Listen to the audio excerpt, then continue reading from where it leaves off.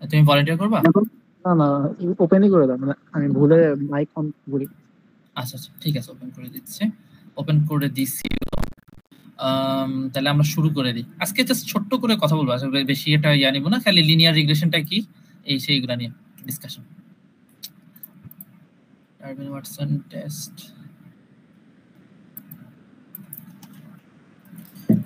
আচ্ছা, Darwin Watson টেস্টের টেবিলটা কিন্তু স্যার ক্লাসে দেখাইছিল, কিন্তু বলে নাই তো পরীক্ষায় নিয়ে যেতে যেতে বা কিছু, কি জানি।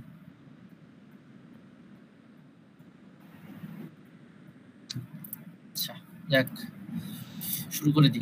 এই লিনিয়ার রিগ্রেশন আর টেস্টগুলো বাদে কি আর কিছু করাইছে স্যার থিওরি? লিনিয়ার রিগ্রেশন থেকে কোনো কিছু মানে না, বলছি এই যে তুই আজকে যা করাবি রিগ্রেশন আর হচ্ছে আগের দিন যা পড়াইছিলি যে টেস্টগুলা, তিনটে টেস্ট, এগুলা বাদে কি আর কিছু পড়াইছে?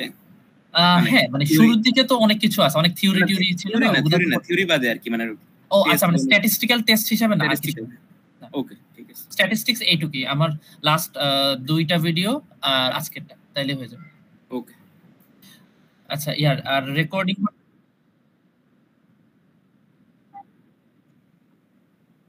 না না না, ওইটা আসবে না। ওইটা হলো তোদের কারো একজনের টিমে ছিল দেখে স্যার করাইছিল, বাট এটা ক্লাসের পার্ট না। আশা করি না, কারণ না, এটা অনেক কঠিন জিনিস, এটা দিবে না।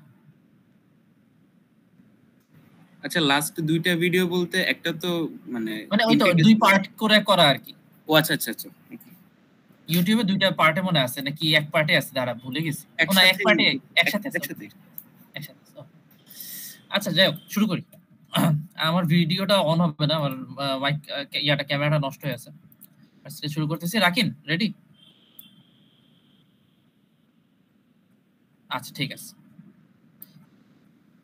তাহলে আমরা স্টার্ট করতেছি।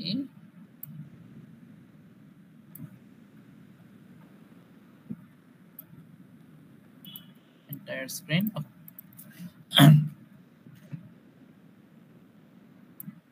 So first of all linear regression থেকে শুরু করি। আমি পুরো স্লাইডটা যাব না, কারণ স্লাইডে অনেক কিছু আছে যেগুলো আমাদের আপাতত দরকার নাই আজকের পরীক্ষার জন্য বা এক্সামের জন্য। সো ফার্স্ট অফ অল একটা ইয়া দিছে, কোরিলেশন আর রিগ্রেশনের মধ্যে পার্থক্য কি আমি জাস্ট ছোট্ট করে বলে দিই। কোরিলেশন আর রিগ্রেশন, মানে রিগ্রেশন জিনিসটা হলো আমরা এরকম করি যখন আমরা প্রেডিকশন করতে চাই। যেমন আমি যদি এরকম বলি যে আমি দেখতে চাই যে যত টেম্পারেচার বাড়ে তত আইসক্রিমের সেলস বাড়ে কিনা। সো এটা it can be a regression, যে আমি জানতে চাই আইসক্রিমের সেলস কতটুকু হইলো না হলো। বাট কোরিলেশনটা হলো এরকম যে এটার সাথে একটা সম্পর্ক আছে নাকি নাই, জাস্ট এইরকমই। মানে we can not predict the value, যে আচ্ছা যদি টেম্পারেচার 30 ডিগ্রি হয় তাহলে আমার সেলস কত হবে, এই রকম ইনফরমেশন জানা যায় না। It is use to measure the strength of association, মানে এখানে এটার সাথে একটা সম্পর্ক আছে নাকি নাই, জাস্ট এইটুকুই বলা যায়। No causal effect. Regression analysis is used to predict the value of a dependent variable based on the value of at least one independent variable. এখন এখানে একটু কথা হলো যে সিম্পল রিগ্রেশন বললে আমরা বুঝবো যে একটা ইন্ডিপেন্ডেন্ট ভ্যারিয়েবল, আর যদি বলে মাল্টিপল রিগ্রেশন তার মানে এখানে হলো ইন্ডিপেন্ডেন্ট ভ্যারিয়েবলের সংখ্যা বেশি, দুইটা বা তার চেয়ে বেশি, 3 4 5 6, এনিথিং ক্যান হ্যাপেন। তারপর ডিপেন্ডেন্ট ভ্যারিয়েবল হলো the variable we wish to explain. এবং এখানে একটা জিনিস একটু বলে রাখি, dependent variable must be continuous, মানে এখানে একটা যে নাম্বারস হইতে হবে আর কি, নাম্বার এবং কন্টিনিউয়াসটা নাম্বার হইতে হবে। আর ইন্ডিপেন্ডেন্ট ভ্যারিয়েবল এটা আসলে দুইটাই হওয়া সম্ভব, এটা কন্টিনিউয়াস হোক বা ইয়া হইতে পারে, নমিনাল হইলেও সমস্যা নেই। The variable use to explain the dependent variable.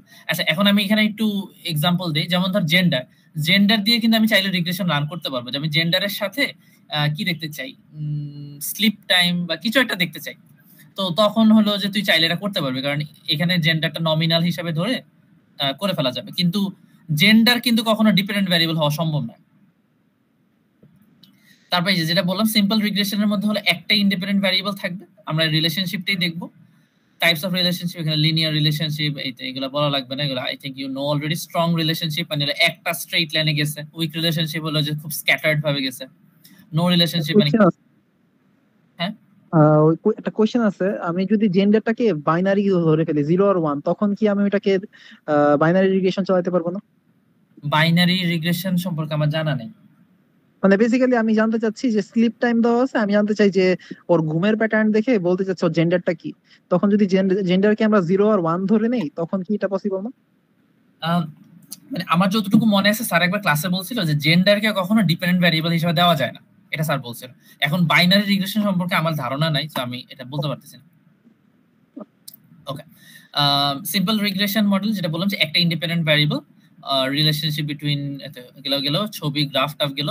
এরপরে এইটা হলো একটা টিপিক্যাল ইকুয়েশন আর কি, যে একটা যখন আমরা রিগ্রেশন করি সাধারণত এরকম একটা ইয়া পাই আমরা, আর এই যে এইরকম একটা ফর্ম থাকে, y equals to a plus b1 x1 plus b2 x2 plus b3 x3 এভাবে করে করে করে করে আগাইতে থাকে একটা রিগ্রেশনের মধ্যে। এখন এই জায়গাটার মধ্যে যদি আমি একটু বলি যে b কি রিপ্রেজেন্ট করে, b রিপ্রেজেন্ট করে হলো স্লোপ। স্লোপ বলতে কি বোঝাচ্ছে যে এক ইউনিট কিছু একটা বাড়লে তোর রেজাল্টে কতটুকু ইমপ্যাক্ট ফেলবে। আমি এটা নিয়ে পরে ডিসকাশন করব, বাট এইটা হলো মানে এটা দেখতে এরকম হয়, জাস্ট বলে রাখলাম। আর এটা একটা স্যাম্পল ডেটা ফর রিগ্রেশন, এটা রিগ্রেশন রান করছে। ওরা দেখাইছে যে স্কোয়ার ফিট যত বাড়ে হাউস প্রাইস বাড়ে কি বাড়ে নাকি বাড়ে না, না কমে না, এটা নিয়ে ওরা চেক করছে। সো ওরা ফার্স্ট এটা স্ক্যাটার প্লট করছে এবং স্ক্যাটার প্লট করে দেখছে যে মোটামুটি ভাবে একটা লিনিয়ার লাইন যাচ্ছে। সো লিনিয়ারিটিটা মনে পাস করে ফেলছে। আর এখান থেকে হলো আমাদের মেইন কাজ শুরু। স্যার আমাদেরকে আসলে এরকম একটা আউটপুট দিয়ে দিবে, এই আউটপুটের উপরে বেস করে করে করে করে আমাদের আর কি অ্যান্সারগুলো লিখতে হবে। আচ্ছা,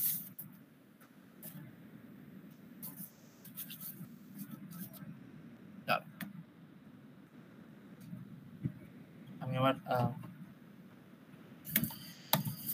অ্যানোটেট করার পেনটাকে কানেক্ট করে নিই।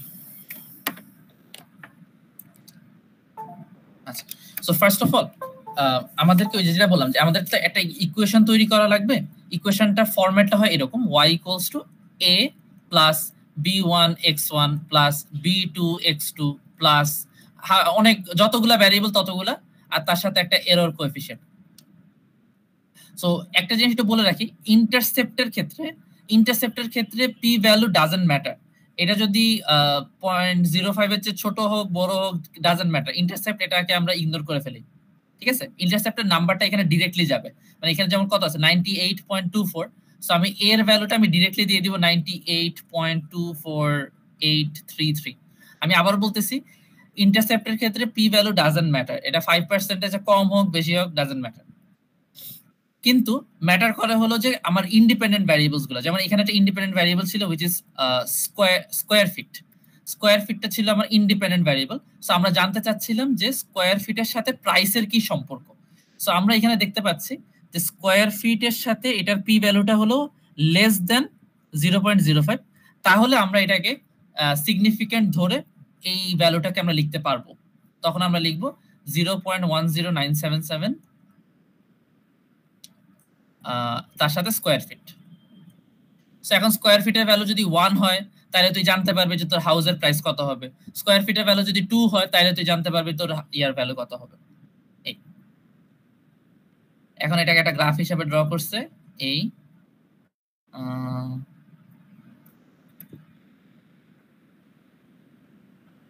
তারপর এটাকে ইন্টারপ্রিট করছে।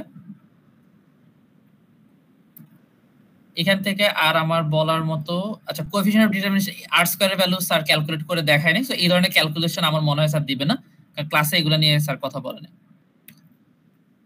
এক্সেলের আউটপুট কম্পেয়ারিং স্ট্যান্ডার্ড এরার্স, আর আচ্ছা ঠিক আছে, আমার মনে হয় এখন আমরা অন্য অংশে যেতে পারি। এটা আমি আবার ব্যাক করব, একটু পরে ব্যাক করতেছি এই জায়গা থেকে। ওকে, এখন একটা রিগ্রেশন রান করে দেখাই, একটা রিগ্রেশন রান করলে কি কি জিনিস দিতে হয়, কি করব না করব এগুলো নিয়ে একটু কথা বলে নিই। আচ্ছা, আমাদের কাছে একটা ডেটা সেট আছে যেটা আমাদেরকে স্যার ক্লাসে দিয়েছিল।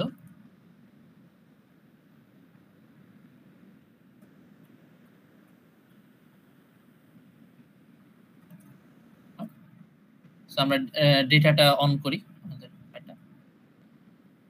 আচ্ছা, সো ফার্স্ট অফ অল এখানে আমরা যদি দেখি আমাদের কাছে কি কি ডেটা अवेलेबल, কি কি ভ্যারিয়েবলস আছে। আমরা এখানে ভ্যারিয়েবলস দেখতেছি কি কি, আইডি, বার্থডে, হাবিজাবি, অনেক অনেক ইনফরমেশন আছে। Major, gender, athlete, height, weight, smoking, sprint, mile, minute, duration, তারপর ইংলিশ, রিডিং, ম্যাথ, রাইটিং, অনেক অনেক ইনফরমেশন, লিভ অন ক্যাম্পাস নাকি না, তারপর কোনটা কি অর্থ এগুলো সব বলে দিছে। সো আজকে ধর আমরা জানতে চাচ্ছি, মানে এখান থেকে আমরা একটা রিলেশনশিপ এস্টাবলিশ করতে চাই বা রিগ্রেশন দেখতে চাই যে একটা মানুষের স্প্রিন্ট টাইম তার হাইট ওয়েটের সাথে সম্পর্ক আছে নাকি নাই, এরকম কিছু একটা স্যার সম্ভবত দেখেছিলাম, একটু দেখিনি আরেকবার। এটাই স্যার চেক করছে যে আচ্ছা স্যার চেক করছে হলো হাইট, ওয়েট, জেন্ডার, অ্যাথলিট, এই 4টা ফ্যাক্টর। আবার বলতেছি, আমরা আজকে দেখতে চাই যে আমার স্প্রিন্ট টাইমের সাথে হাইট, ওয়েট, জেন্ডার, অ্যাথলিট এই 4টা ফ্যাক্টর কানেক্টেড কিনা। সো স্প্রিন্ট টাইম এটা কি হবে, ডিপেন্ডেন্ট হবে নাকি ইন্ডিপেন্ডেন্ট হবে? স্প্রিন্ট ডিপেন্ডেন্ট ভ্যারিয়েবল হবে, আর ডিপেন্ডেন্ট ভ্যারিয়েবল হতে হলে মাস্ট এটা কন্টিনিউয়াস হইতেই হবে। সো স্প্রিন্ট এটা কিন্তু একটা নিউমেরিক নাম্বার, এটা স্কেলে আছে, so this is a continuous data, so আমি এটাকে রাখতে পারবো। আর ইন্ডিপেন্ডেন্ট ভ্যারিয়েবল হিসেবে আমি নমিনাল নিতে পারবো, আমি চাইলে কন্টিনিউয়াস নিতে পারবো, এটা সমস্যা নেই। সো আমরা ইন্ডিপেন্ডেন্ট হিসেবে নিচ্ছি, জেন্ডারটা নিচ্ছি, অ্যাথলিট নাকি অ্যাথলিট না সেটা নিচ্ছি, তার হাইট নিচ্ছি এবং ওয়েট নিচ্ছি। এই 4টা হলো আমার ইন্ডিপেন্ডেন্ট ভ্যারিয়েবল, তার সাথে আমি চেক করতে চাই যে আমার স্প্রিন্ট। সো আমি যদি একটা ইকুয়েশন তৈরি করি, ইকুয়েশনটা কেমন হবে দেখতে? y equals to a plus b1 x1 plus b2 x2 plus b3 x3 plus b4 x4 plus একটা এরর কোএফিশিয়েন্ট, মানে এটাকে আর এক্সপ্লেন করা যায় না, এটা জাস্ট একটা এরর কোএফিশিয়েন্ট। ওকে, সো এইরকম একটা মডেল আমি তৈরি করতে চাই। তো লেটস রান দ্য টেস্ট। তো আমরা চলে যাই রিগ্রেশন থেকে লিনিয়ার রিগ্রেশন, তারপর আমরা যেটাকে ডিপেন্ডেন্ট ভ্যারিয়েবল হিসেবে সিলেক্ট করেছিলাম সেটাকে আমরা রাখবো, উইচ ইজ আওয়ার কি যেন ছিল, স্প্রিন্ট, তাই না? স্প্রিন্টটাকে রাখলাম। আর আমাদের কোভ্যারিয়েটস হিসেবে থাকলো হলো হাইট, ওয়েট, আর হলো জেন্ডার নাকি জেন্ডার অ্যাথলিট, মানে এদিকে ঢুকবে না, ঢুকছে কি? আছে, ঢুকে গেছে, তো হলো ভালো। তাহলে এই যে আমি হাইট, ওয়েট, জেন্ডার এবং অ্যাথলিট এই 4টা আমি দিলাম। আচ্ছা সিরিয়ালি দিলে ভালো হতো, আমি যে সিরিয়ালে লিখছি জেন্ডার অ্যাথলিটটা উপরে রাখছিলাম না।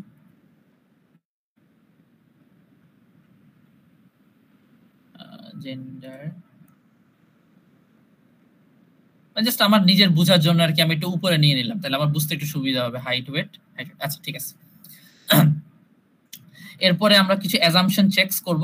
তো এই জায়গাটা খুবই ইম্পর্টেন্ট, আমাদের মনে রাখতে হবে যে আমরা যখন এই ইয়াটা করব, কি নাম, লিনিয়ার রিগ্রেশন করব, লিনিয়ার রিগ্রেশনে টোটাল 5টা অ্যাজাম্পশন চেকস আছে, খুবই ইম্পর্টেন্ট এটা। 5টা অ্যাজাম্পশন চেকস কি কি? এক হলো লিনিয়ারিটি টেস্ট, তারপরে হলো নরমালিটি টেস্ট, তারপর হোমোস্কেডাস্টিসিটি, অটো কোরিলেশন, মাল্টিকোলিনিয়ারিটি, এই 5টা টেস্ট। সো লিনিয়ারিটি কি বলতে কি বোঝায়? লিনিয়ারিটি বলতে বোঝায় হলো যে তোর ধর আমি যে আজকে মাত্র লিখলাম না যে কি ছিল, স্প্রিন্ট টাইমের সাথে তার হাইটের কোনো সম্পর্ক আছে নাকি, সো এই সম্পর্কটা কি লিনিয়ার কিনা, এই জিনিসটা আমরা চেক করব। এবং আমরা চাই যাতে লিনিয়ার রিলেশনশিপটা এক্সিস্ট করে, এটা আমরা চাই। সো এই যে হাইপোথিসিসটা লিখছি এটা আমি বই থেকে কালেক্ট করছি, আমার কাছে মানে স্যার এটা যদিও ক্লাসে করায় নাই বা এভাবে করে লেখায় নাই, কিন্তু বইয়ে এভাবে লেখা আছে, সো আমি এটা এখান থেকে কপি করেছি, বই থেকে কপি করেছি। সো এখানে এটাই বলা হচ্ছে যে দ্য স্লোপ, মানে তুই দেখ যদি আমি বলি যে লিনিয়ার রিলেশনশিপ এক্সিস্ট করে না, তার মানে কি যে ওদের স্লোপের ভ্যালুটা 0, মানে এখানে কোনো রিলেশনশিপ নাই। আর হাউএভার যদি আমি এখানে দেখি যে আমার এখানে একটা স্লোপ আছে, স্লোপটা হয়তো 0.5 হতে পারে, তো তখন আমি বলতে পারবো যে হ্যাঁ একটা লিনিয়ার রিলেশনশিপ ওখানে এক্সিস্ট করে। এখানে আমি হাইট বললাম, হাইট না হয়ে this can be weight as well.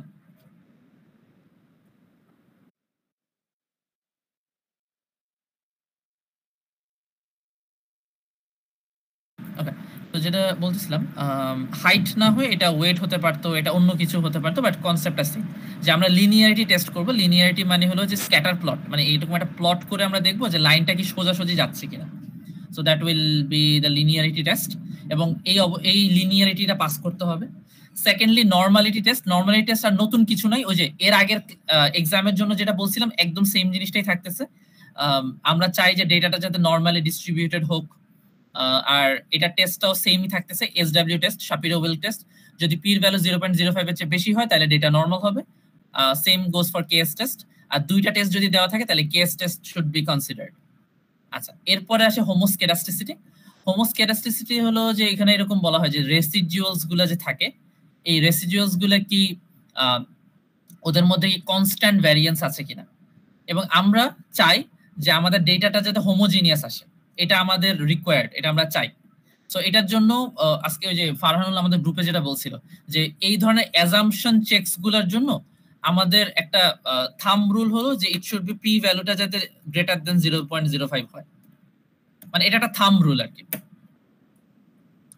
তো হোমোস্ক্যাটাস্টিসিটিতে আমরা চাই আমাদের ডেটা যাতে হোমোজিনিয়াস হয়।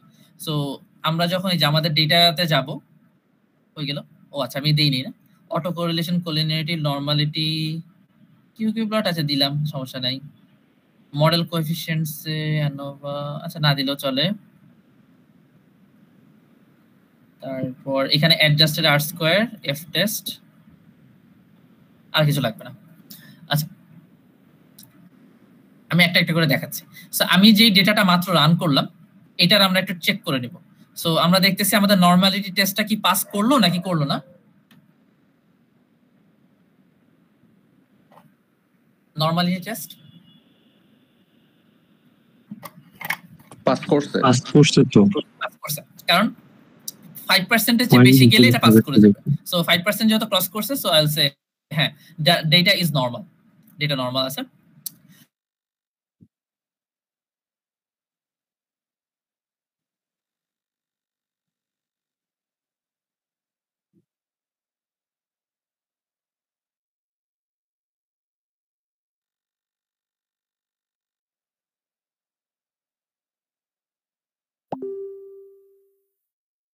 কিন্তু কোনোটা ডেফিনেশন দেই নাই যে কোনটা কি বলে না বলে, এগুলো বই থেকে একটু দেখে নিই। আমি জাস্ট স্যার যে কথাগুলো বলছে ওই কথাগুলো আমি এখানে লিখছি। অটো কোরিলেশনের ক্ষেত্রে স্যার এটা এরকম একটা বলছিল যে অটো কোরিলেশন কখন ঘটে, যখন আমরা ঠিকঠাক ভাবে স্যাম্পল নেই না, আমরা হলো মানে কারো কাছ থেকে সার্ভে না করে আমরা নিজেরা নিজেদের মতো খালি ইনপুট দিতে থাকি। তো same person giving all the inputs, ওইটাকে লুপিং বলা হয়। সো লুপিং যদি হয় তখনই আমাদের অটো কোরিলেশন চলে আসে। আচ্ছা, সো অটো কোরিলেশন টেস্ট করার জন্য আমাদের টেস্টের নাম হলো Darwin Watson test. Darwin Watson টেস্টের জন্য আমাদের হাইপোথিসিস হলো রেসিডিউলস আর নট কোরিলেটেড, আর ইয়াতে হলো রেসিডিউলস আর কোরিলেটেড। এখানেও আমাদের ইয়াটা সেম থাকতেছে যে দিস ইজ আওয়ার ডিজায়ার্ড, আমরা চাই যে আমাদের রেসিডিউলস গুলো যাতে নট কোরিলেটেড আসুক। সো এটা আমি কেমনে বুঝবো এটা এখান থেকে আমার ডিসিশন রুলটা কি রকম ভাবে আসবে। সেম ভাবে আমার ডারবিন ওয়াটসন টেস্টে আমি যাব, এখানে যদি পি ভ্যালু দেওয়া থাকে তাইলে তো আসলে কোনো ঝামেলাই নেই। পি ভ্যালু থাকলে আমরা একদম ইজিলি বলে ফেলতে পারি। পি ভ্যালু যদি 5% কে ক্রস করে ফেলে তখন আমরা বলবো যে এখানে কোনো ধরনের কোরিলেশন, মানে রেসিডুয়ালদের ভিতরে কোনো কোরিলেশন নাই।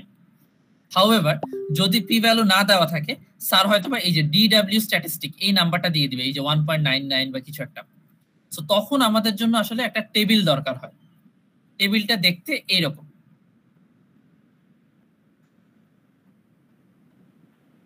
ভালো রেজলিউশনের কোনো টেবিল খুঁজে পাচ্ছি না, এটা কেমন?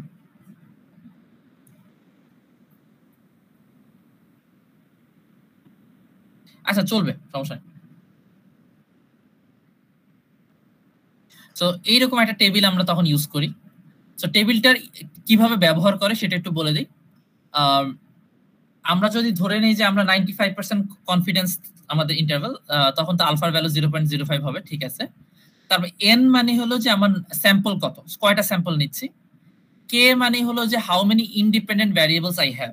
যেমন এই যে কোশ্চেনটা আমি নিলাম, এই কোশ্চেনের মধ্যে আমি ইন্ডিপেন্ডেন্ট ভ্যারিয়েবল নিচ্ছি 4টা, 1 2 3 4। তারপর আমার স্যাম্পল সাইজ কত, আমার স্যাম্পল আছে অনেক। আচ্ছা স্যাম্পল আছে 435টা, অনেকগুলা। আচ্ছা সো টেবিলে আমাদের এতগুলো থাকে না, আমাদের 200 পর্যন্ত থাকে। সো স্যার বলছে 200 পর্যন্ত থাকলে ওইটা থেকে মোটামুটি একটা আইডিয়া করে ফেলা যায়। আর কে এর ভ্যালু হলো আমাদের 3। তো আমরা কি করব, এই কে এর ভ্যালু 3 এর জন্য এই ডিএল আর ডিইউ এই দুইটা ভ্যালু আমরা জেনে নিব, আমরা দেখে নিব যে আমাদের ভ্যালুটা কত আসে। সো ডিএল আর ডিইউ এর ভ্যালু আসে, একটা হলো 1.74, একটা হলো 1.8। সো আমরা একটু লিখে রাখি, আমাদের একটা ভ্যালু হলো 1.74 আর ডিইউ এর ভ্যালু আসছে হলো 1. কত জানো 8। আচ্ছা তারপর এটা একটু ক্যালকুলেট কর, 4 থেকে যদি ডিইউ এর মানটা বাদ দেই কত আসে, 2.2। আর এখান থেকে আসতেছে হলো কত 2.26, তাই না? 2.26। আচ্ছা সো স্যার যে কথাটা বলছে যে এই যে ক্রিটিক্যাল ভ্যালুস গুলো আমরা ডিটারমাইন করলাম, এখন আমাদেরকে এই ডিডব্লিউ স্ট্যাটিস্টিক থেকে আমাদের বলতে হবে যেমন এখানে নাম্বারটা কত 1.99, so this is very close here, এখানে একদম এই জায়গাটাতে। সো এখানে যদি আসে তার মানে আমরা বলবো যে no correlation, no auto correlation, মানে এখানে হলো আমার কি বলা যায়, এই যে এইটাই চলে আসছে, রেসিডুয়ালস আর নট কোরিলেটেড, এই জিনিসটা চলে আসতেছে যেটা আমরা চাচ্ছিলাম। এখন যদি ধর আমার ডিডব্লিউ এর ভ্যালুটা আসছে 1.66, তার মানে কি ভ্যালুটা এখানে চলে আসছে এই জায়গাটায়, সো তখন আমি বলবো যে দ্য রেসিডুয়ালস আর কোরিলেটেড, এখানে একটা পজিটিভ অটো কোরিলেশন আছে। আবার আমার ডিডব্লিউ এর ভ্যালু যদি আসে 2.29, তখনও এই জায়গাটায় চলে আসবে, তখন আমি বলবো যে আমার নেগেটিভ অটো কোরিলেশন আছে, ঠিক আছে। আর যদি এই অংশে পড়ে যায়, এই যে ইনকনক্লুসিভ যে পার্টটা, ইনকনক্লুসিভ পার্টে বললে স্যার বলছে যে অসুবিধা নেই, এখানেও আমরা ধরে নিব যে আচ্ছা রেসিডুয়ালস আর নট কোরিলেটেড, এভাবে করে আমরা আমাদের ইয়াটা ধরে নিব। এই আর একটা কথা যদি এরকম হয়, মানে একটা জাস্ট থাম রুলটা হলো যে 2 এর আশেপাশে যদি কোনো নাম্বার থাকে, লাইক 1.99, 1.98, 2.01, 2.02, এরকম মানে 2 এর আশেপাশের কোনো ভ্যালু হইলে আমরা একদম নির্দ্বিধায় বলতে পারবো যে এদের মধ্যে কোনো কোরিলেশন নাই, মানে there is no auto correlation, এই কথাটা আমরা বলতে পারবো তখন। কারণ তোরা যদি টেবিলটা দেখিস, টেবিলে দেখ এমন কোনো নাম্বার কিন্তু নাই, লাইক 2 এর আশেপাশে বলতে কি মানে হচ্ছে এই যে ইয়ার ভ্যালুটা, ডিডব্লিউ এর ভ্যালুটা, হ্যাঁ ডিডব্লিউ এর ভ্যালুটা, ডিডব্লিউ এর ভ্যালুটা যদি 2 এর একদম ক্লোজ থাকে, যেমন আমার আসছে 1.99, খুবই ক্লোজ না, সো তখন তুই মানে মোটামুটি সেফলি বলতে পারবি যে নো অটো কোরিলেশন, মানে even if you do not have the table, have the graph, anything, তখনও বলা যায়, মানে থাম রুল হিসাবে। তখন কি এটা লিখবো যে the value of DW is very close to 2, তাই বলা যায় এসব লিখবো? হ্যাঁ ভেরি ক্লোজ টু 2, সো এটাকে আমরা বলবো যে নো অটো কোরিলেশন, এটা বলতে পারবো। আর যদি আমাকে পি এর ভ্যালু দিয়ে দেয়, তাইলে তো আর আমার এত কিছু দেখা লাগবে না, পি এর ভ্যালু থাকলে আমি ডিরেক্টলি বলে দিব যে পি এর ভ্যালু হলো গ্রেটার দেন 0.05, তাইলে null hypothesis accepted, residuals are not correlated, শেষ, ঘটনা শেষ। কিন্তু পি এর ভ্যালু না থাকলে তখন হলো এই টেবিল থেকে আমাদের নিতে হবে আর কি ইন্টারপ্রিটেশনটা। আচ্ছা, এটা গেল ডারবিন ওয়াটসন টেস্ট, আর এখান থেকে কিছু দেখা লাগবে না। তারপরে আসবো হলো অটো কোরিলেশন গেলে, এরপর হলো মাল্টিকলিনিয়ারিটি। মাল্টিকলিনিয়ারিটি কই, এখানে কি হলো, আচ্ছা আসছে।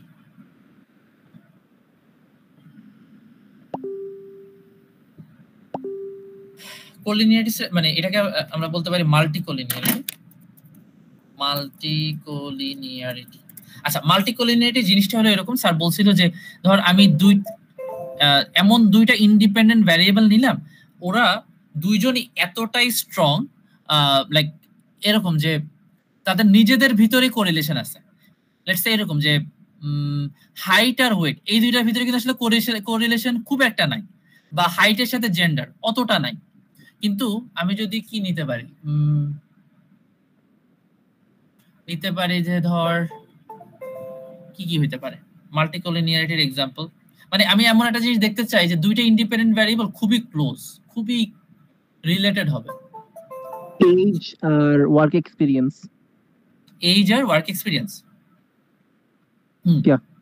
হ্যাঁ এটা হইতে পারে, রাইট, লাইক যার এজ বেশি তার ওয়ার্ক এক্সপেরিয়েন্স বেশি হওয়াটাই স্বাভাবিক। হ্যাঁ, that's a very good example.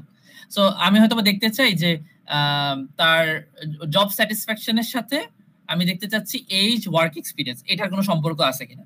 So age ফারহানুল suggested, হ্যাঁ, যে এজ আর ওয়ার্ক এক্সপেরিয়েন্স এটার ভিতরে কিন্তু একটা ভালো একটা কোরিলেশন পাবো, মানে আমাদের নিজেদের ভিতরে দ্য ইন্ডিপেন্ডেন্ট ভ্যারিয়েবলস নিজেদের ভিতরে তাদের কোরিলেশনটা অনেক স্ট্রং, এরকম হইতে পারে। তো যদি নিজেদের ভিতরে খুব স্ট্রং কোরিলেশন থাকে, তখন আসলে লিনিয়ার রিগ্রেশনটা রান করানো যায় না। এখন এটা আমরা কিভাবে করব, বা আমাদের এখানে ডিসিশন রুলটা কি হবে, আমরা এই যে কোলিনিয়ারিটি স্ট্যাটিস্টিক্সে এইখানে আমাদের যে টেবিলটা দেওয়া থাকবে, এই টেবিলটার ভ্যালুগুলো আমরা দেখবো। এখানে হাইটের ভ্যালু VIF, এই নাম্বারটা দেখবো, height, weight, athlete, gender. So এদের মধ্যে কাট অফ ভ্যালুটা হলো 10, মানে হাইয়েস্ট 10 পর্যন্ত নেওয়া যায়।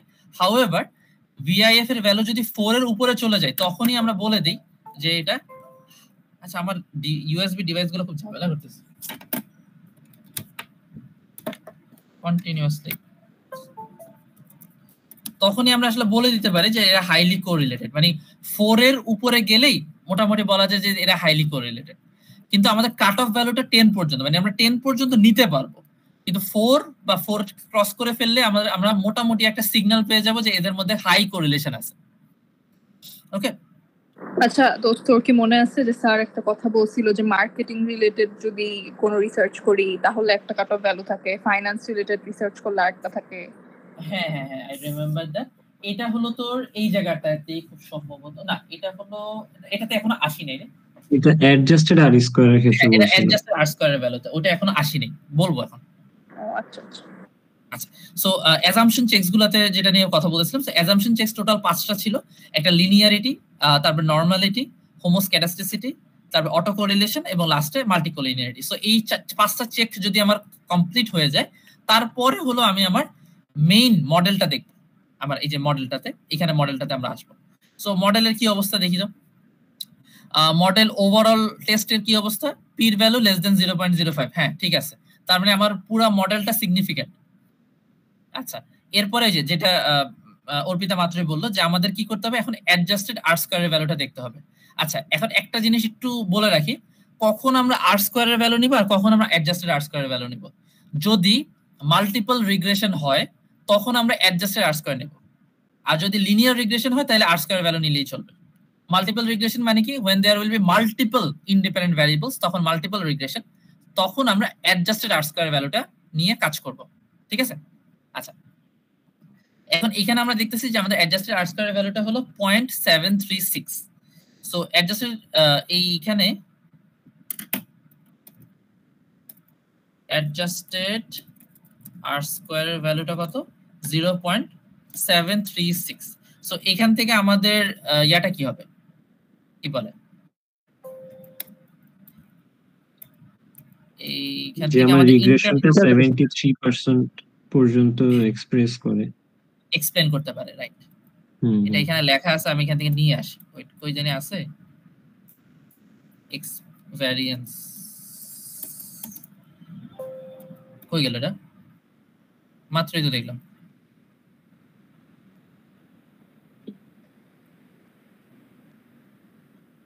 আচ্ছা যাক, আমি লিখে দিই। The model can explain 73.6% of the variance of কি জানো ছিল, মনে হতো আসতেছে না, ওয়েট,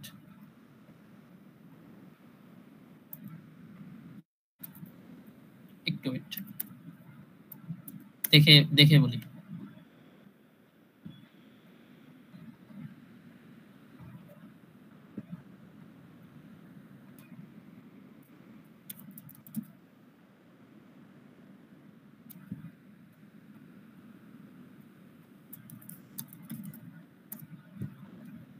আচ্ছা, of the variance in, okay, মানে of the variance in, এখানে ডিপেন্ডেন্ট ভ্যারিয়েবল নামটা বলতে হবে। এখন আমার ডিপেন্ডেন্ট ভ্যারিয়েবলটা ছিল স্প্রিন্ট টাইম, তখন আমি বলবো আর কি, the model can explain 73.6% of the variances in sprint time। আচ্ছা, এরপরে অর্পিতা যে কথাটা মাত্র বললো সেটা থেকে এখন আসে। এখন এই অ্যাডজাস্টেড আর স্কয়ারের ভ্যালুটা সাধারণত ফাইন্যান্সের ক্ষেত্রে, মানে আমরা যদি ফাইন্যান্সের কোনো রিগ্রেশন রান করি তখন এই ভ্যালুটা 0.80 বেশি হওয়াটা ভালো। আর যদি কোনো কিছু মানে অ্যাডজাস্টেড আর স্কয়ারের ভ্যালুটা যদি less than or equals to 0.60 আসে, তখন আমরা বুঝবো যে সাম ভ্যারিয়েবলস আর মিসিং আউট। তার মানে হলো যে আমার অ্যাডজাস্টেড আর স্কয়ার কিন্তু 73.6%, তো আমি এখানে টোটাল 4টা ভ্যারিয়েবলস দেখাইছি এবং আমার এই 4টা ভ্যারিয়েবলস আসলে খুব সুন্দরভাবে স্প্রিন্ট টাইমটাকে এক্সপ্লেইন করতে পারে। কিন্তু আমার অ্যাডজাস্টেড আর স্কয়ার ভ্যালুটা যদি আসতো 0.2, তখন আমাদের বুঝতে হইতো যে আসলে যেই ভ্যারিয়েবলস গুলো আমি সিলেক্ট করছি সেই ভ্যারিয়েবলস গুলো খুব ভালো এক্সপ্লেইন করতে পারে না, রাদার এখানে অন্য কোনো ভ্যারিয়েবলস আছে যেই ভ্যারিয়েবলস গুলো আমরা কনসিডার করি নাই। ঠিক আছে? সো এটা লেস আসা মানে হলো সাম ভ্যারিয়েবলস আর মিসিং আউট।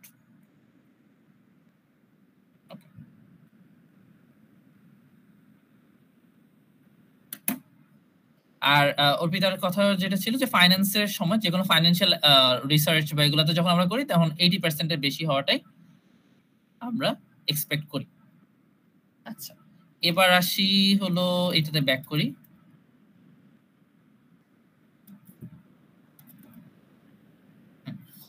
এরপরে এখানে চলে আসবো। এটা তো ডান, আমরা বুঝলাম, আমাদের অ্যাডজাস্টেড আর স্কয়ার ভ্যালু দেখলাম, আমাদের পি ভ্যালু দেখলাম, পি ভ্যালু থেকেও আমরা জানতে পারলাম যে দ্য মডেল ইজ সিগনিফিকেন্ট। ওকে, তারপরে এটা দিয়ে কাজ করা যাচ্ছে। এরপরে আমরা আসবো হলো একদম ইন্ডিভিজুয়াল লেভেলে। ফার্স্ট অফ অল ইন্টারসেপ্টের জন্য যেটা বলছে, ইন্টারসেপ্টের পির ভ্যালু ডাজন্ট ম্যাটার। এটা ভালো হয়েছে যেটা সিগনিফিকেন্ট, বা এটা যদি ইনসিগনিফিকেন্ট হইতো স্টিল আমরা এটা নিতাম। আচ্ছা, এরপরে হাইট, ওয়েট, অ্যাথলিট এবং জেন্ডার, এই ইনফরমেশনটার উপরে বেস করে আমরা আমাদের ইকুয়েশনটাকে একটু জেনারেট করি।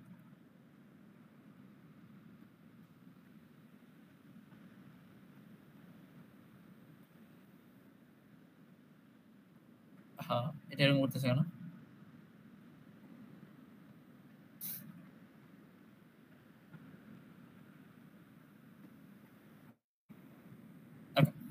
তো লেটস ডু ইট। আমাকে একটু বলতে পারবে এই ইকুয়েশনটা কেমন হবে? y ইকুয়ালস টু কিভাবে লিখবো? ফার্স্টে এস্টিমেটটা আসবে 3.9401 হ্যাঁ প্লাস 0.0797 ইনটু হাইট। তার সাথে হাইট, এখন হাইটটা বা x1 লিখে রাখলাম, তারপর মাইনাস 0.0110 x2 বা weight, minus 2.2313 x3 plus 0.3069 x4। So আমি জাস্ট এই নাম্বারস গুলাকে কপি করছি এখানে। এখন এই নাম্বারস গুলো যে আমি কপি করলাম, কেন আমি সবগুলোকে কপি করতে পারলাম? বিকজ এখানে প্রত্যেকটা পির ভ্যালুই লেস দেন 0.05। হাউএভার আমি ধর কোয়েশ্চেনটাকে একটু চেঞ্জ করি। কোয়েশ্চেনটা ধর এরকম ছিল, এখানে আমাদের পির ভ্যালু জেন্ডারের ক্ষেত্রে ধর পির ভ্যালু আসছে 0.21, এরকম একটা ভ্যালু আসছে। যদি এটা হয় তখন তুই তোর ইকুয়েশনের মধ্যে এই জেন্ডারটা রাখতে পারবি না। ক্লিয়ার? মানে পি এর ভ্যালু যদি 0.05 এর থেকে বেশি হয় তখন হচ্ছে ওটা বাদ দিয়ে দিতে হবে। হ্যাঁ, ওই ভ্যারিয়েবলটা বাদ দিয়ে দিতে হবে। আচ্ছা, সো যেহেতু আমাদের এখানে উই আর লাকি যে আমাদের প্রত্যেকটা পির ভ্যালু সিগনিফিকেন্ট, সো আমরা সবগুলোই রাখতে পারছি এখানে। কিন্তু পির ভ্যালুটা যদি কোনোটা মিসিং থাকে তখন আর ওই রিগ্রেশন মানে ওইটাকে ওই ভ্যারিয়েবল বা ওই কোএফিশিয়েন্টটাকে আমরা লিখতে পারবো না। আচ্ছা, এখন এখান থেকে একটা জিনিস একটু বলে দেই, যেটা পরীক্ষায় আসা একটা ভালো সম্ভাবনা আছে, সেটা হলো একটা ইন্টারপ্রিটেশন। ধর যদি আমি বলি যে এই যে হাইটের জন্য তো ভ্যালুটা হলো 0.0797, এটার ইন্টারপ্রিটেশনটা কি, এটা থেকে কি বোঝা যায়? তখন আমি এভাবে লিখব যে if 1 unit height increases sprint time increases by 0.0797 unit keeping other variables constant। এই কথাটা লিখতেই হবে, keeping other variables constant, না হলে মার্কস পাওয়া যাবে না। আর ওয়েটের ক্ষেত্রে কি হবে? ওয়েটের সাথে তো নেগেটিভ, তাইলে বলতে হবে যে if 1 unit weight increases sprint time decreases। Weight আচ্ছা, 1 ইউনিট হাইট যদি ইনক্রিজ করে আমার এত ইউনিট স্প্রিন্ট টাইম ডিক্রিজ করবে। স্প্রিন্ট কোনটা? ওয়েটের ক্ষেত্রে ডিক্রিজ করবে, কারণ নেগেটিভ রিলেশন তো। আচ্ছা আচ্ছা, decreases by 0.0110 unit keeping other variables constant। এই কথাটা বলতে হবে। ধ্যান এটা কখন লিখবো? যদি বলে যে এই কি বলে ইন্টারপ্রিটেশন অফ দ্য কোএফিশিয়েন্ট, এই কোএফিশিয়েন্ট থেকে কি বোঝা যাচ্ছে, মানে এটা থেকে আমি কি বুঝতে পারবো, এরকম ইন্টারপ্রিটেশন যখন যাবে তখন হলে এটা লিখতে হবে। ওকে, পুরোটা মানে সবগুলো জন্য আলাদা আলাদা ভাবে লিখবো? যদি সবগুলা চাই সবগুলা লিখবো, যদি একটা বলে যে হাইটের থেকে বলো, হাইটের এই যে 0.0797 এটা ইন্টারপ্রিটেশন কি, তখন এটা লিখতে হবে। আচ্ছা, এটা গেল অ্যাডজাস্টেড আর স্কয়ার নিয়ে তো বলছি না? হ্যাঁ বলছি তো, এগুলো তো বলছি। আর কি বাকি আছে? আর তো কিছু বাকি নাই। এই জেন্ডার আর অ্যাথলিটটা বল, ওটা তো কনফিউজিং। কোনটা? জেন্ডার আর অ্যাথলিটে কি লিখবো? ওই যে 0 to 1 গেলে কি জানি বলছিল স্যার, মেল টু ফিমেল হইলে কি জানি। ও জেন্ডারের ক্ষেত্রে জেন্ডারের ক্ষেত্রে অ্যাথলিট দুটেই বল। আচ্ছা, এখানেও স্যার এরকমই বলছিল যে আচ্ছা দাঁড়া, জেন্ডারের ক্ষেত্রে তো বাইনারি তাই না, 0 আর 1। তাহলে এরকম ভাবে লিখতে পারে যে if gender becomes 1 sprint time, এইভাবে করে লিখতে পারিস।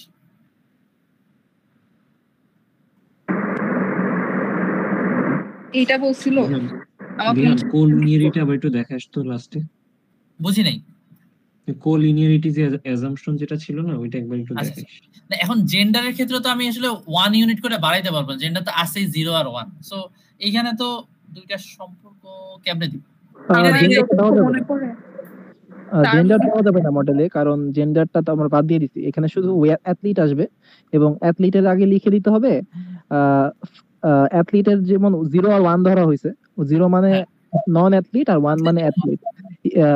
If the person is athlete the sprint time reduces by 2 point, আর if the person is not athlete which means 0, তাহলে হচ্ছে reduces by 2.2313। হ্যাঁ, এভাবে করে লেখা যায়। এখন এটা তো আর এটা তো আর কোনো স্কেল নাম্বার না যে আমি 1 ইউনিট করে বাড়াবো বা কমাবো। অ্যাথলিট তো এটা তো বাইনারি নাম্বার। আচ্ছা, জেন্ডার বাদ দিছি মানে জেন্ডার কেন বাদ দিব?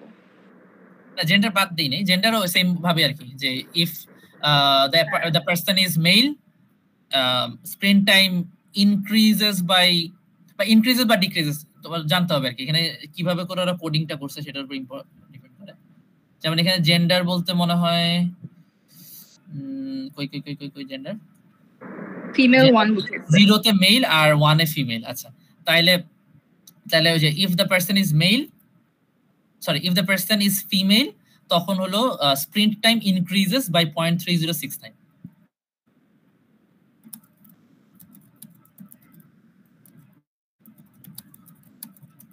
আর যদি if the person is male হয় তখন if the person is male, আচ্ছা যদি মেল হয় তখন তো এখানে ভ্যালুটা 0 হয়ে যাবে, তখন হলো তোর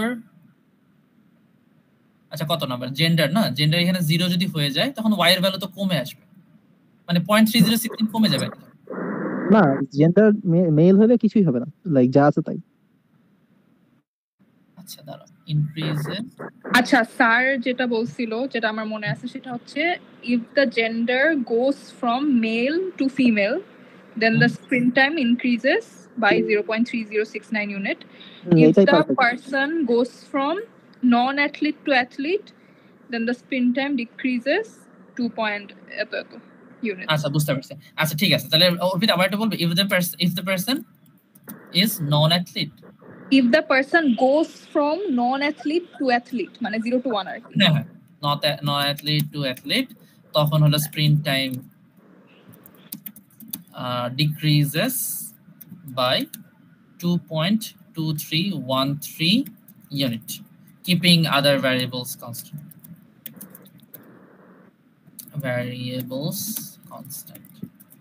আচ্ছা আবার সেম ভাবে if the person goes from male to এরকম ছিল if the person if the gender goes from male to female then the sprint time decreases. If the gender goes from male to female sprint time decreases by increases by 0.3069.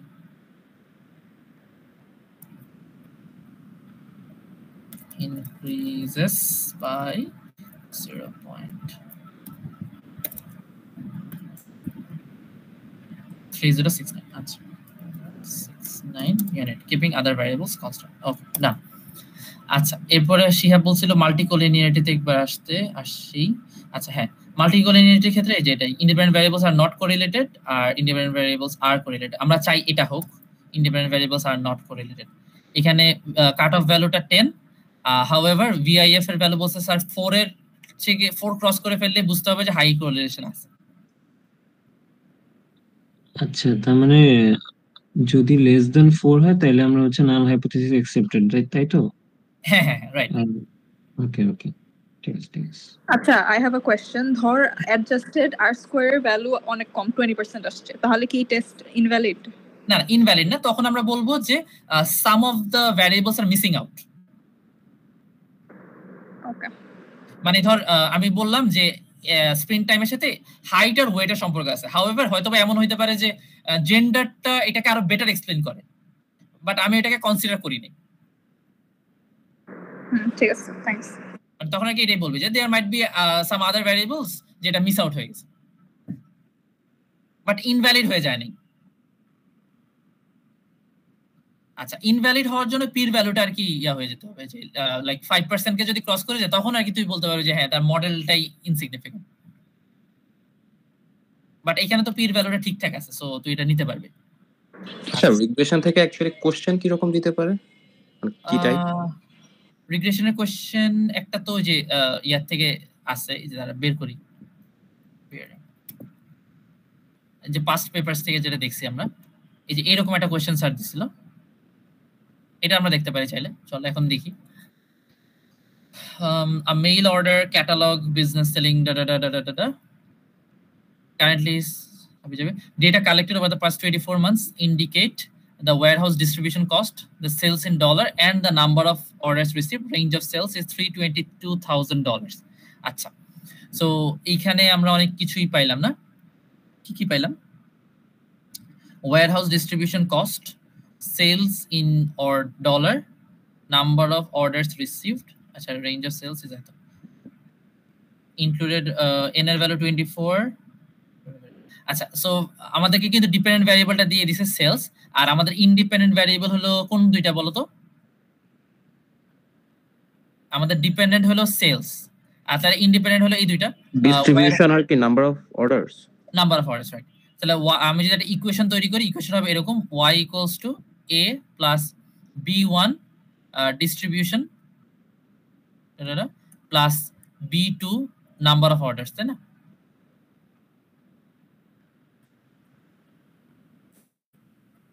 Plus একটা error coefficient, এখানে y বলতে বোঝাচ্ছি sales. এরকম একটা equation আমাদের কাছে generated হবে। তারপর এখন আমাদের একটু টেস্ট গুলাতে তাকাইতে হবে। স্যার বলছে evaluate the assumptions. First assumptions গুলো একটু চেক করি যে কি অবস্থা অ্যাজাম্পশনস গুলোর। ফার্স্ট টেস্ট হলো লিনিয়ারিটি। এখন লিনিয়ারিটি যেহেতু এখানে নাই, তাহলে আমরা এখান থেকে আপাতত বলতে পারতেছি না। একটা থাম্ব রুল হলো যে অ্যাডজাস্টেড আর স্কয়ারের ভ্যালু বেশি হলে লিনিয়ারিটি, এটা মোটামুটি বোঝা যায়।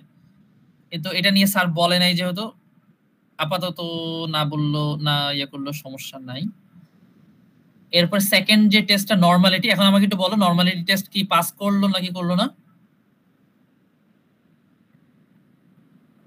নরমালিটি পাস করতে, হ্যাঁ, কারণ পির ভ্যালু 0.05, তাহলে এটা নরমাল ডেটা, আর নরমাল হইলে আমরা কাজ করতে পারবো, সো এটা পাস হলো। তারপর থার্ড টেস্ট হলো আমাদের অটো কোরিলেশন। অটো কোরিলেশনের ভ্যালুটা পাওয়া যাবে হলো ডারবিন ওয়াটসন থেকে। ডারবিন ওয়াটসনে আমি দেখতেছি এখানে 1.65 আসছে, সো এটা একটু ট্রিকি হয়ে গেল। আচ্ছা, কেসে আমার পি ভ্যালুটা কি আছে 0.070, এটা কোনটা? সরি, পি এর ভ্যালু নরমালিটি টেস্টের ক্ষেত্রে। নরমালিটি টেস্টে না, কেস টেস্টের ক্ষেত্রে এটা 0.2, আর শাপিরের জন্য এটা 0.99। মানে সিগনিফিকেন্ট মানি হলো পি ভ্যালু। আচ্ছা আচ্ছা,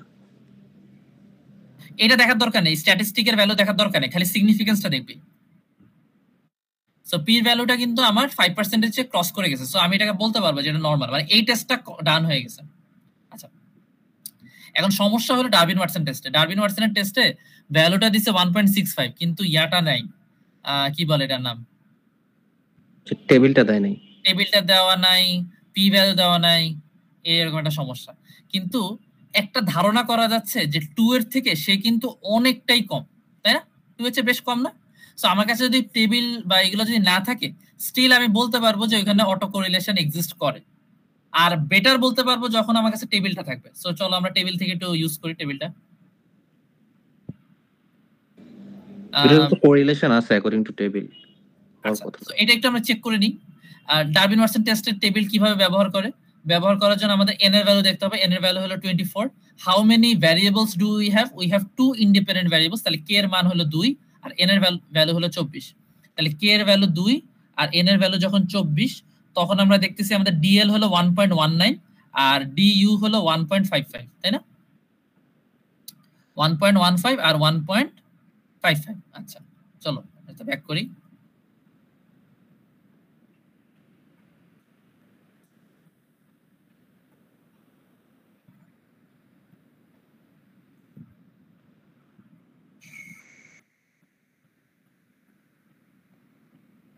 আচ্ছা, আচ্ছা সো টেবিল অনুযায়ী কত কত জানি পাইলাম 1.19 আর 1.55 1.5 1.19 আর হলো 1.55 তাহলে এগুলা একটু হিসাবটা একটু করি 4 মাইনাস কত হয় 2.45 নাকি 2.45 আর এখানে আসে হলো 2.81 আচ্ছা এরকম একটা টেবিল আমার কাছে হইলো আচ্ছা এখন আমাদের যে সার্জিট ভ্যালুটা দিছিল 1.65 এন্ড 1.65 কোন জায়গায় লাই করে 1.65 লাই করে হলো তোর এই জায়গাটায় না এই জায়গাটায় এই জায়গাটায় তাহলে আমার বলতে হবে যে এখানে নো অটো কোরিলেশন এটাই সমস্যা কারণ টেবিল ইয়া যদি না থাকে ক্রিটিক্যাল ভ্যালুজ না থাকলে তখন আমাদের উল্টাপাল্টা রেজাল্ট হইতে পারে স্যার কি দিবে টেবিলটা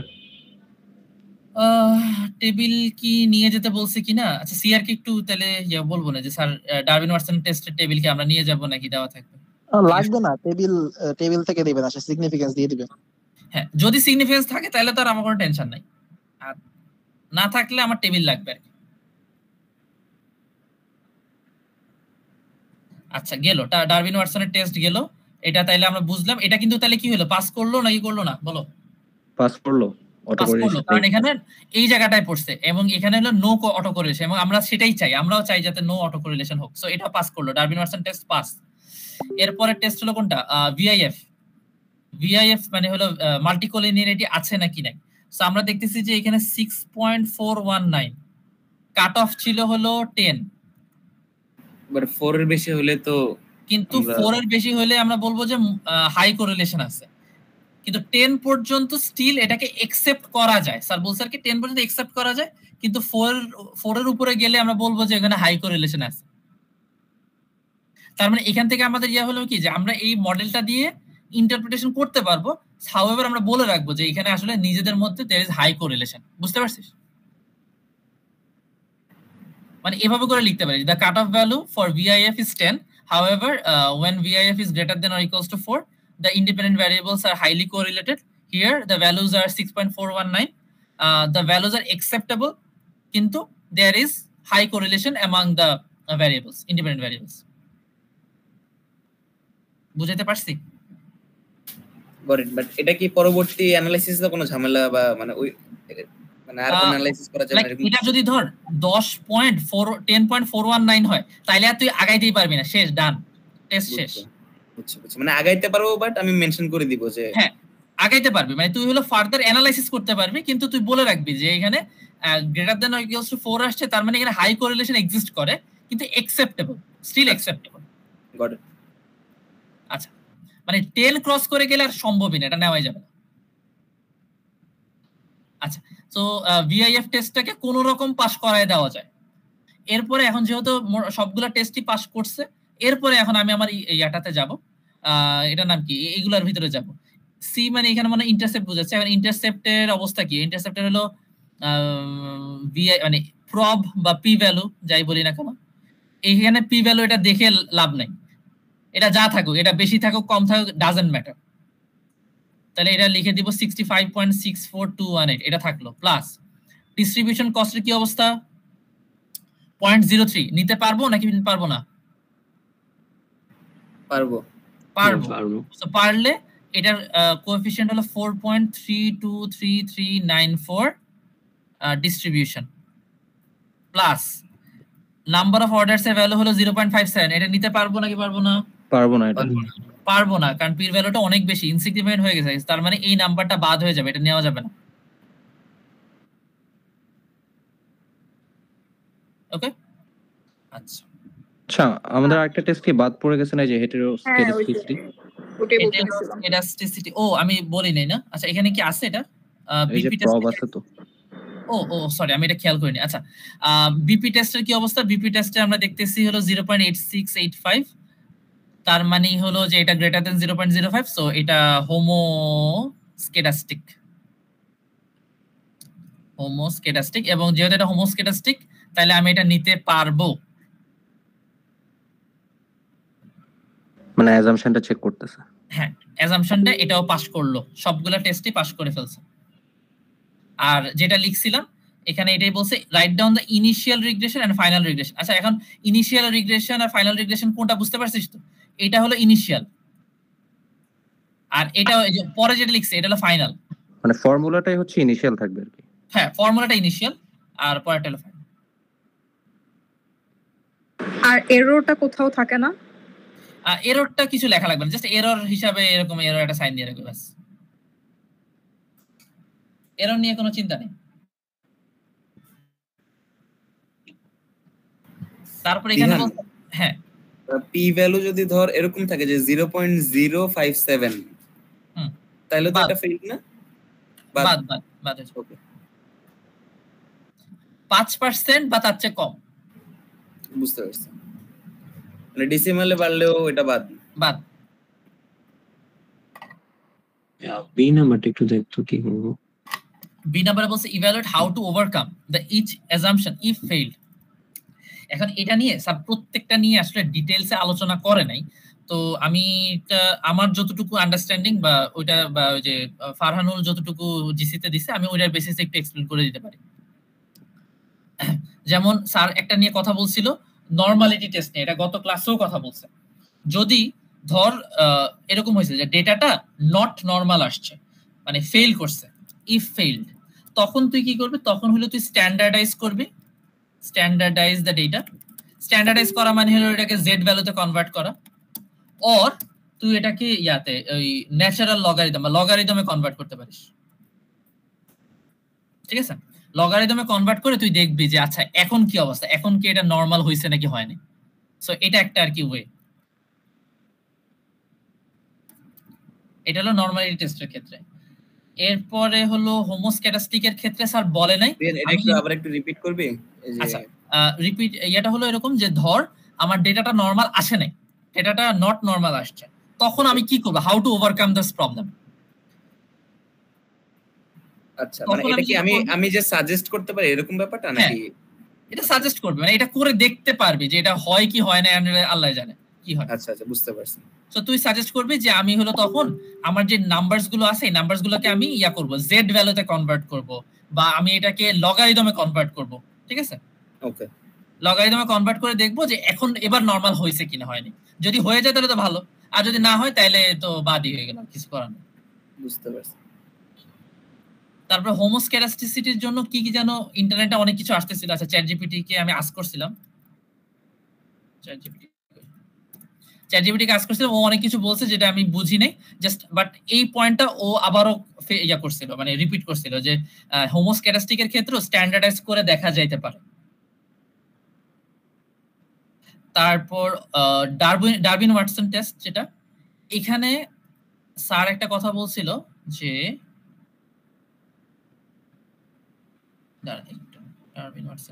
আচ্ছা ডারবিন ওয়াটসন টেস্টেরটা আমার মনে নাই স্যার কি বলছিল, এটা খেয়াল নাই। কোলিনিয়ারিটির ক্ষেত্রে আমার মনে আছে, ওইখানে কি স্যার এরকম বলছিল যে যদি ভিআইএফ এর ভ্যালুটা অনেক বেশি বড় হয়ে যায় তখন ওই প্রেডিক্টরটাকে বাদ দিয়ে রান করানোর জন্য, এরকম বলছিল। যদি মাল্টিপল ইয়া বড় হয়ে যায় অনেক, ধর হাইটও বেশি ওয়েটও বেশি এরকম, হ্যাঁ তখন দুইটাই বাদ দিবি। মানে স্যার বলছিল আর কি যে ভিআইএফ এর ভ্যালু যদি বড় হয়ে যায় বেশি তখন ওই ভ্যারিয়েবলটাকে বাদ রেখে মডেলটাকে রান করার জন্য।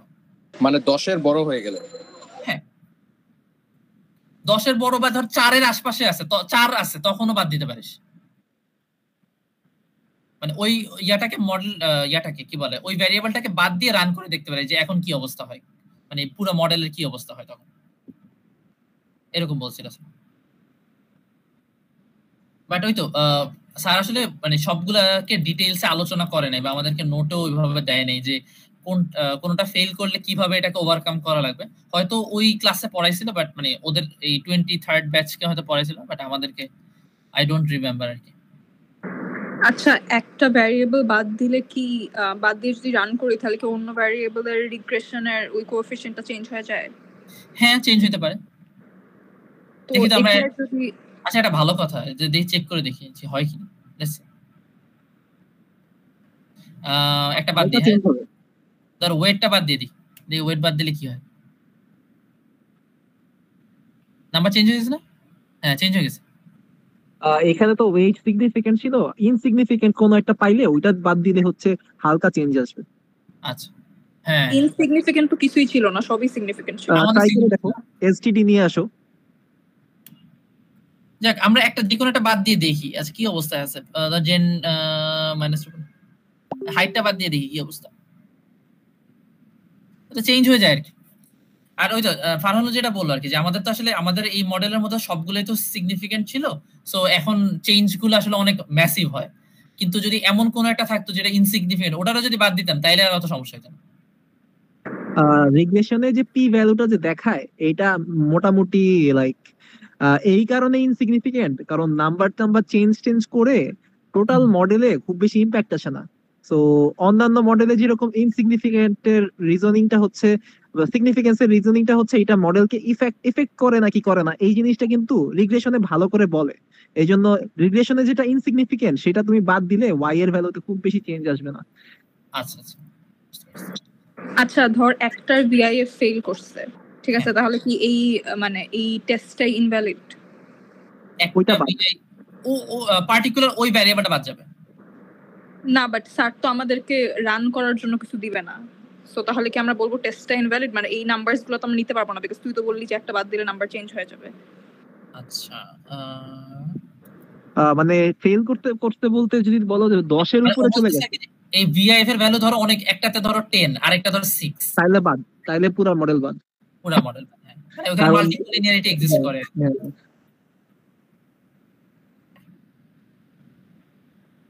আচ্ছা এই রিগ্রেশনের ক্ষেত্রে কি 5টা অ্যাজাম্পশনই পাস করতে হবে? হ্যাঁ 5টা অ্যাজাম্পশনই পাস করতে হবে। ওকে আরেকটা তাহলে রিগ্রেশন রান করে আজকে শেষ করি। আমি জাস্ট ওই যে সার্জি ওয়েবসাইট থেকে ডাউনলোড করে না, ওইখান থেকে একটা ফাইল নিয়েছি, ওইটাই একটু রান করে দেখাই। মানে ওখান থেকে আমরা একটু অ্যাজাম্পশন চেক করি, সেই করি। যেমন এখানে দুইটা তিনটা ইয়ে আছে, একটা হলো পপুলারিটি আইকিউ আর একটা সোশ্যাল কিছু একটা। তাহলে এখানে ডিপেন্ডেন্ট ভ্যারিয়েবল কোনটা হবে, ইন্ডিপেন্ডেন্ট ভ্যারিয়েবল কোনটা হবে?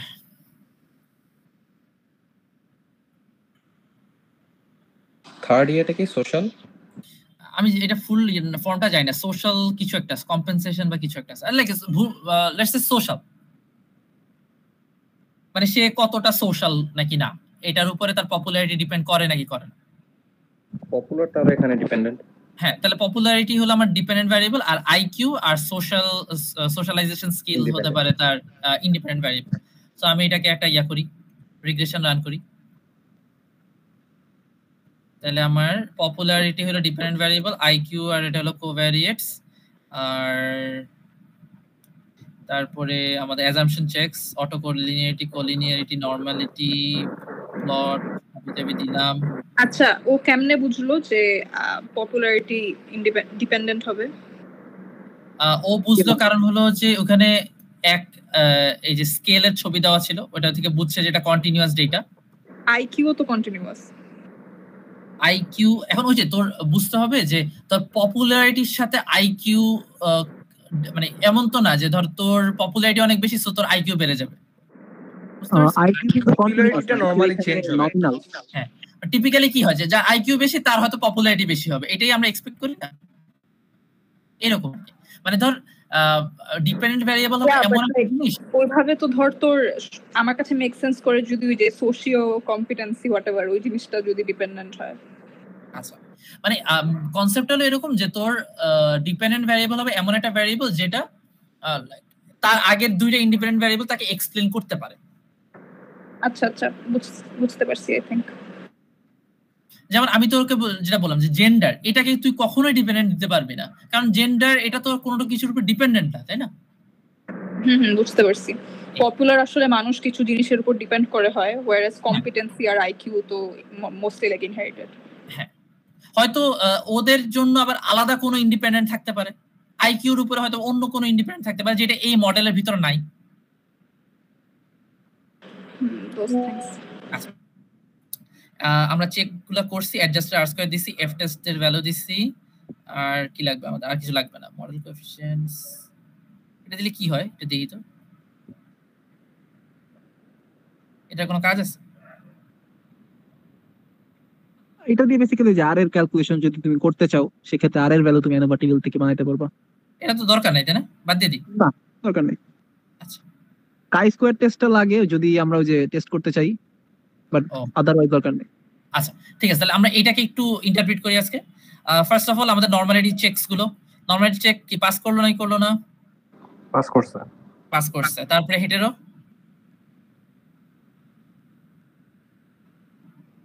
এই বিপি টেস্ট কি পাস করছে নাই করে নাই? পাস করছে তো এটা। আচ্ছা যদি পাস করে তাহলে আমরা কি বলবো, ডেটা কি হোমোজিনিয়াস না হেটেরোজেনাস? হোমোজেনাস। হোমোজিনিয়াস। আমরা কি চাই? আমরা চাই হোমোজিনিয়াস হোক। হোমোজিনিয়াস।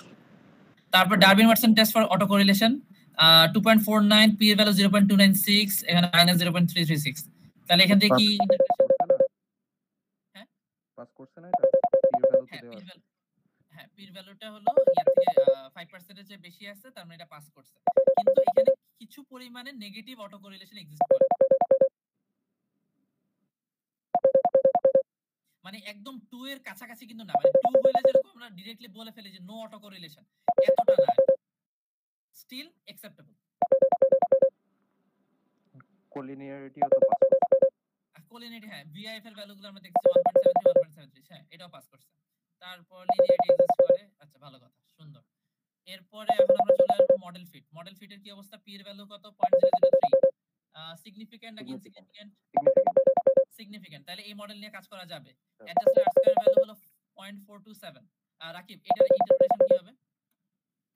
এটার ইন্টারপ্রিটেশন হবে যে 42% পর্যন্ত হচ্ছে এক্সপ্লেইন করতে পারে ভ্যারিয়েন্সেস অফ ইন্ডিপেন্ডেন্ট ভ্যারিয়েবল, যেটা হচ্ছে না অফ আর ডিপেন্ডেন্ট ভ্যারিয়েবল। হ্যাঁ সেটা হলো পপুলারিটি।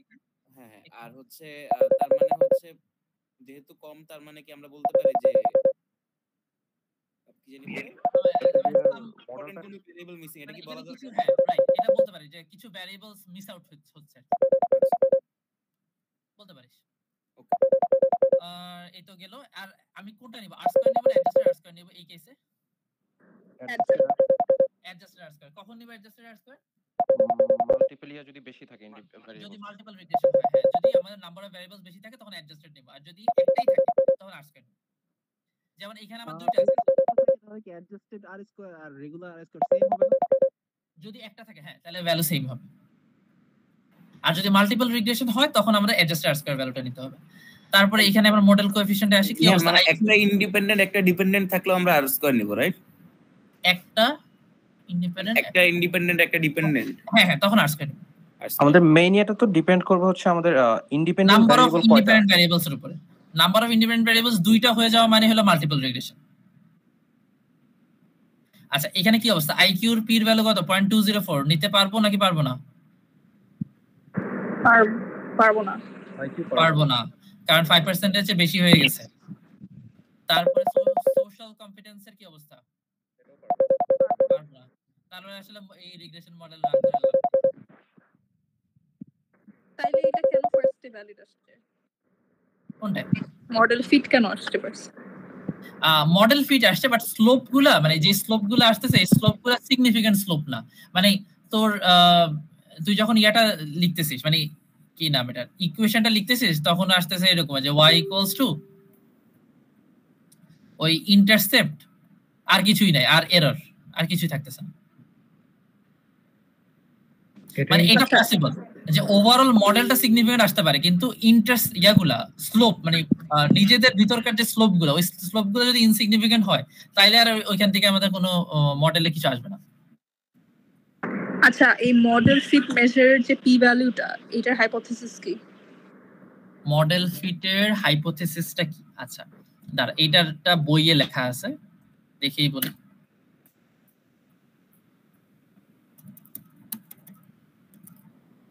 চ্যাপ্টার 16 এ আছে। কারো কি মনে আছে স্যার কিছু বলছিল কিনা এটা নিয়ে?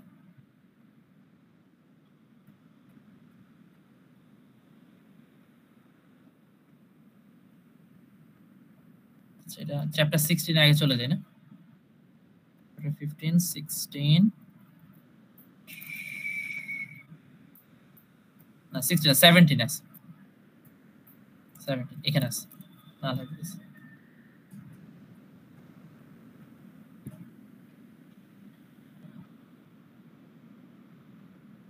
আচ্ছা এই যে তুই যেটা কথা বলছিস সেটাই মনে সেটা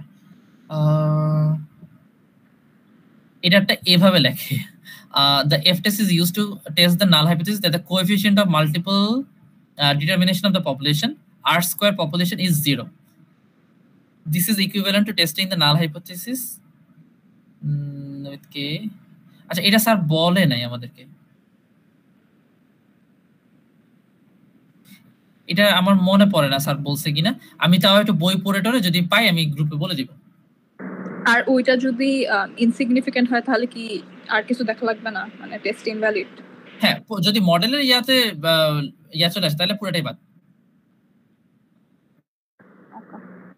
ঠিক না ফারহানুর, একটু কনফার্ম করে তো। হ্যাঁ ঠিক আছে, এই মডেলটাতে সমস্যা আছে, এটা হচ্ছে স্ক্যাটার প্লটটা দেখে বোঝা যায়। স্ক্যাটার প্লটে একটু যাও, স্ক্যাটার প্লটটা দেখছো যে মডেলটা সাইন ওয়েভের মতো নড়তেছে, তার মানে হচ্ছে মডেলে কিছু একটা ডেটা আছে যেটা বাড়লে আস্তে আস্তে ডেটা কমে, আবার কিছুক্ষণ পরে আবার সেটা বাড়ে।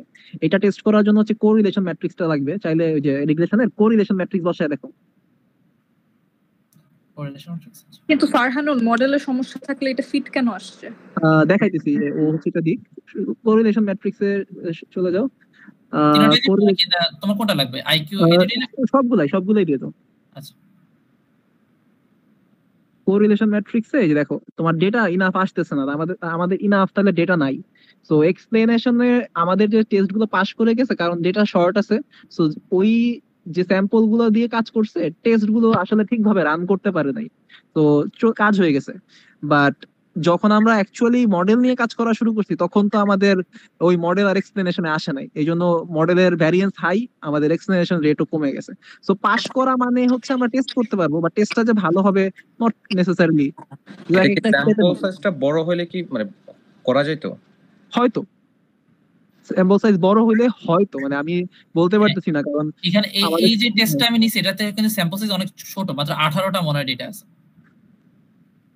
একটা থাম্ব রুল হলো যে রিগ্রেশনে খুব সম্ভবত 50টা লাগে, তাই না?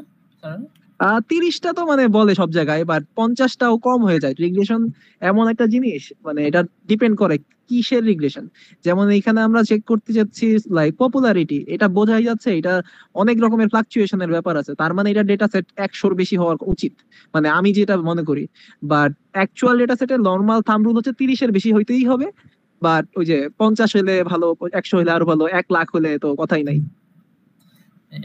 বাট ওই যে অর্পিতা যে কথাটা বলছে যে কেন পাস করে গেল, এটা রিজন হচ্ছে এগুলা প্রত্যেকটা একটা স্টেপের মতো। তো স্টেপ নাম্বার 1 লিনিয়ারিটি, নরমালিটি, হেটেরোস্ক্যালাস্টিসিটি, তারপরে মাল্টিকোলিনিয়ারিটি, একটা স্টেপ পার হইতে পারে।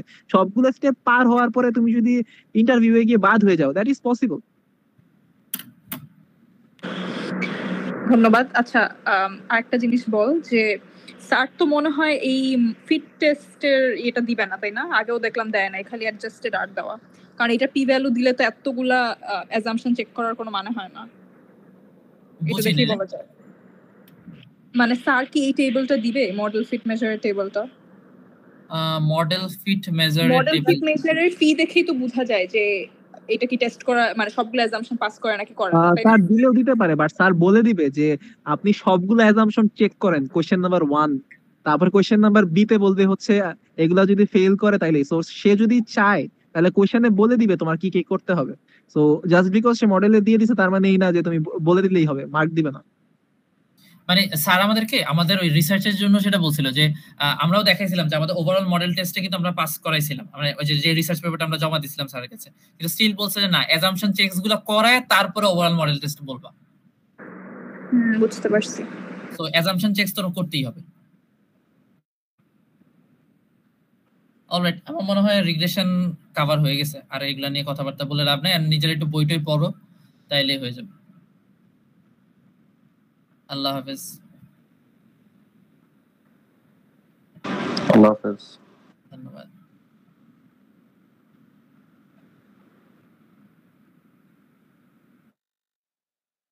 রাকিন একটু ইয়াটা দিয়ে দিস রেকর্ডিংটা। Thank you Dihan. আল্লাহ হাফেজ।